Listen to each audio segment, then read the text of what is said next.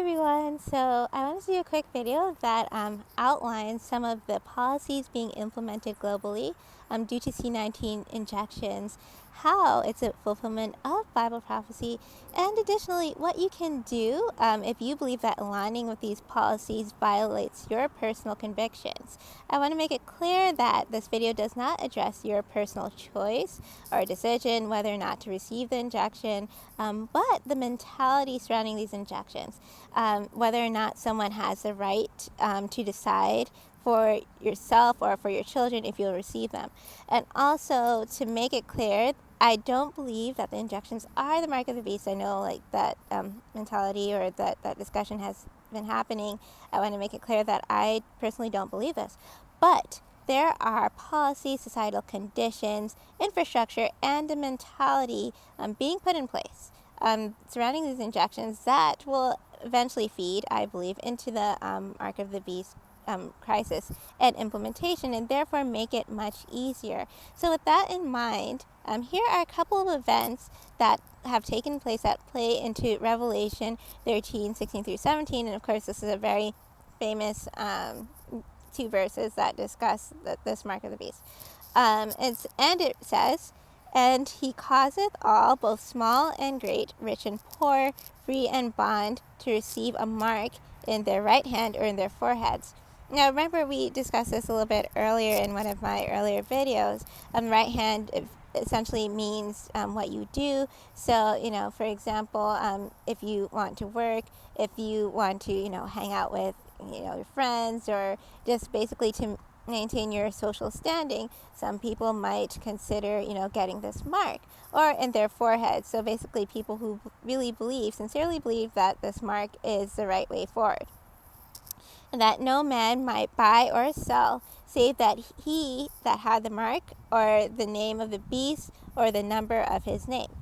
So the question that we want to ask ourselves is, how is this playing out? How can we see, these policies playing eventually into the mark of the beast crisis? And so one of the things that I've been discussing fairly frequently is the idea of the injection economy, or it's called base economy. But again, I just want to remind you that there's certain words that I'm avoiding saying because of censorship. So I'll be discussing a few countries and the policies that are being put in place, which also includes the United States, and how this will eventually feed into this crisis. So the first country I'm going to talk about is Nigeria. There are some reports going out, and again, I will post all the sources at the end of this video. But if you're living in Edo State, and I'm sorry if I'm mispronouncing it, but you cannot go to certain public places or private places without evidence of the C19 injections. So this includes banks, events, and worship centers. This allegedly started the second week of September. However, remote access is still allowed. So basically, you see this type of two-tiered system being set up, one for those who have received the injections and one for those who haven't. In the Philippines, and again, I apologize if I'm mispronouncing this, but it's Lapu-Lapu State. They're saying that only the fully injected can enter malls, department stores, convenience stores, and public markets.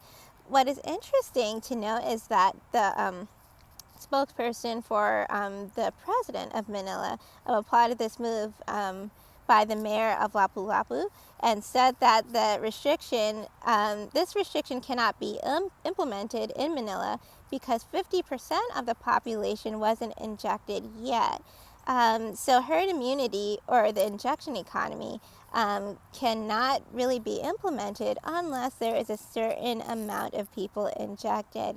And so this lets us know there's another driver behind these injections. Some may argue, if we don't get all of these injections, if we don't get a certain amount of people injected, we won't reach herd immunity. But what if if we can't make a certain percentage, we can't implement the injection passport system? And so you'll see how this really feeds in and plays out as time moves forward.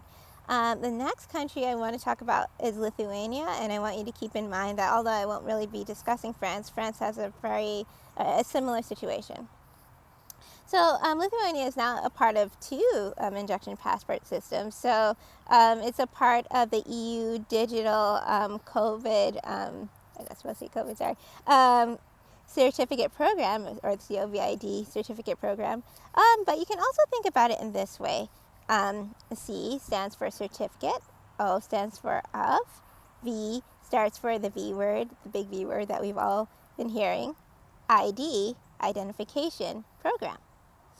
And they're also a part of the Freedom ID program, which, to be honest, is actually a form of slavery. So I call it Slavery ID program, and you'll see why. And I don't, use the term slavery lightly, because I understand the implications of it.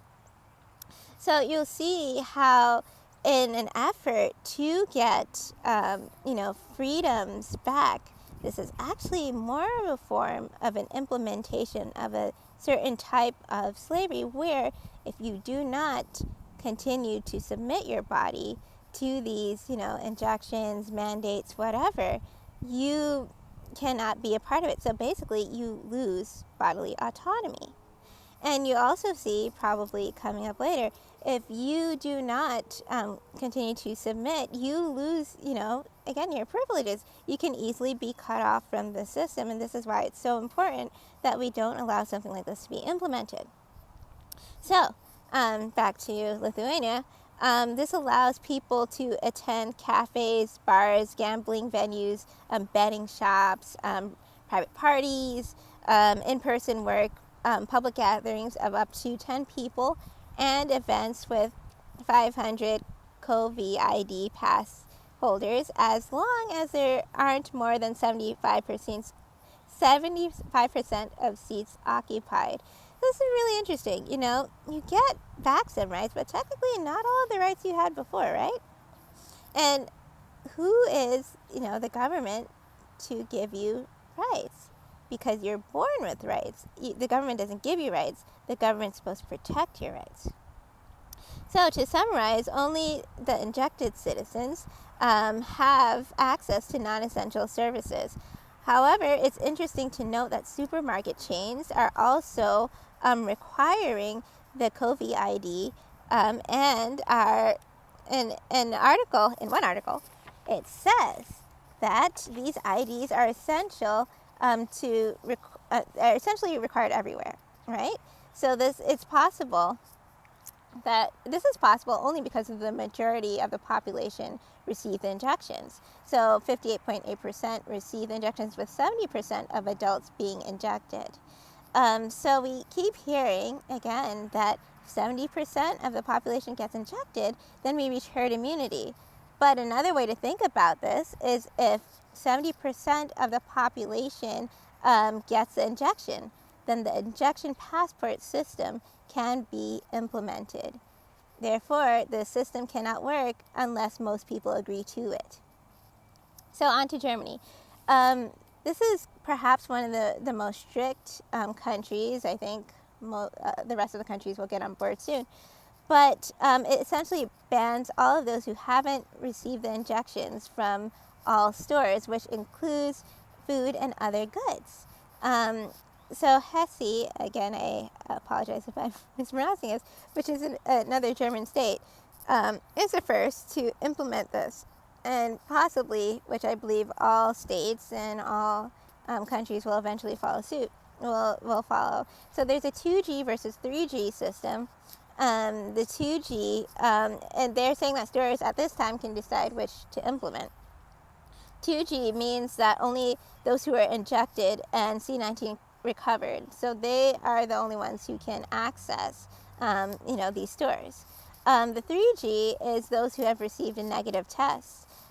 So most likely, as time goes on, the trajectory will be that testing will be phased out, and eventually only injection status will be affected.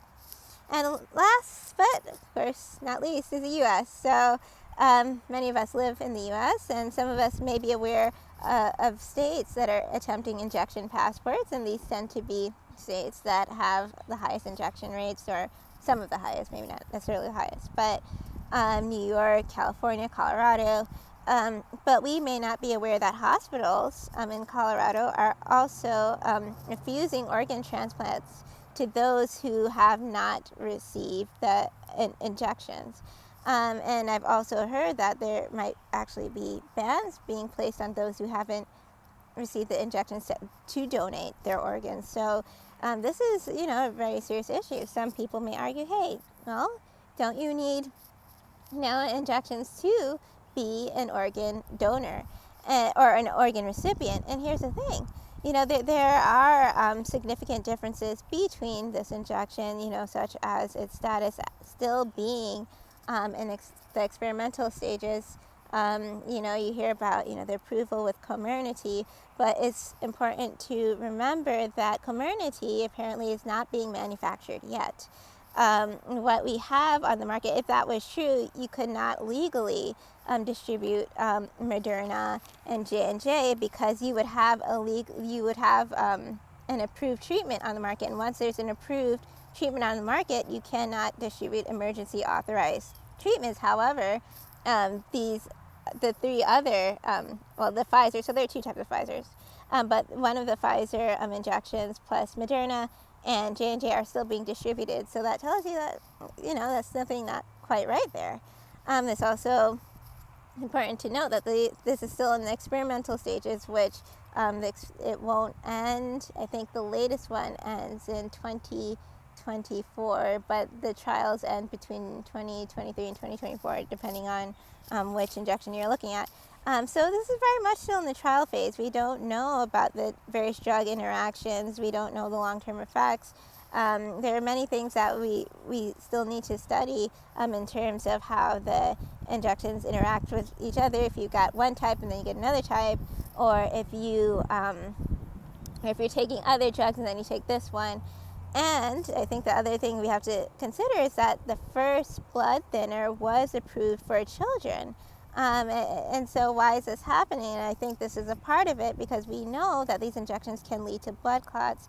So unfortunately, we probably will see a rise in children experiencing blood clots, along with having to take these injections on top of that. So there are many, different varying concerns. And of course, this is a video not the video where I'm going to discuss all the scientific implications behind that. But that's just a little bit of what's going on right now. So to move on and to summarize, we are being told that we have to get these injections for our health and safety. However, if you do not, you will be denied food, work, and medical care for your health and safety, which kind of doesn't make sense.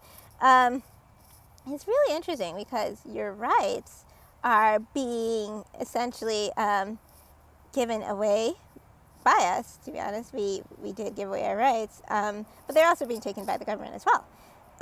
So it's kind of like, it's very interesting because it's kind of like a thief that, takes $100 away from you. And if you comply to these demands, they'll give you $75 back. But if you don't comply, then you get zero.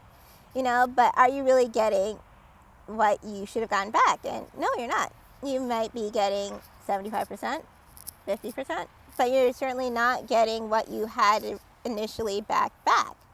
And so all of these things are definitely things that we need to keep in mind moving forward, because you don't want, I think a lot of people think we can comply our way into getting back our rights, but you can't.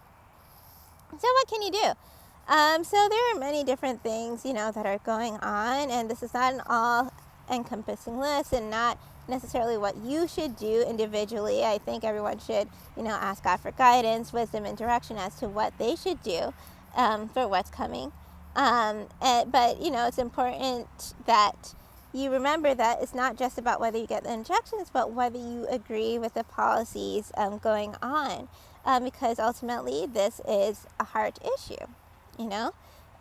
So what we're seeing is that, apparently the definition of anti-B is not just, you not receiving the injections, but it's also not agreeing that they should be mandated or essentially forced on other people.